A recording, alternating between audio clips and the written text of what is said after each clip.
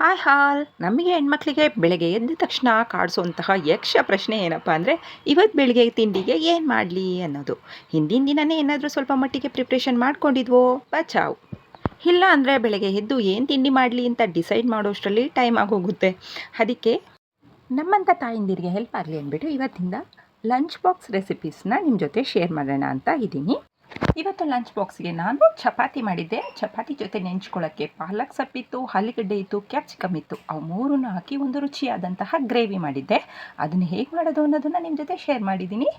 ಇನ್ನು ಡೀಟೇಲಾಗಿ ವಿಡಿಯೋ ಬೇಕು ಅಂದರೆ ಯೂಟ್ಯೂಬಲ್ಲಿದೆ, ಪ್ಲೀಸ್ ಒಂದ್ಸಲ ಚೆಕ್ ಮಾಡಿ. ಹಾಗೆಯೇ ಇನ್ನು ಮುಂದೆ ನಾನು ಮಾಡುವಂತಹ ಲಂಚ್ ಬಾಕ್ಸ್ ರೆಸಿಪೀಸ್ ನೀವು ನೋಡಬೇಕು ಅನ್ನೋದೇ ಆದರೆ ಪ್ಲೀಸ್ ನನ್ನ ಪೇಜ್ನ ಫಾಲೋ ಮಾಡಿ. ಹಾಗೆ ಒಂದು ಸಲ ಯೂಟ್ಯೂಬ್ ಚಾನಲ್ನ ಕೂಡ ವಿಸಿಟ್ ಮಾಡಿ, ಸಬ್ಸ್ಕ್ರೈಬ್ ಮಾಡ್ಕೊಳ್ಳಿ. Thank you for watching.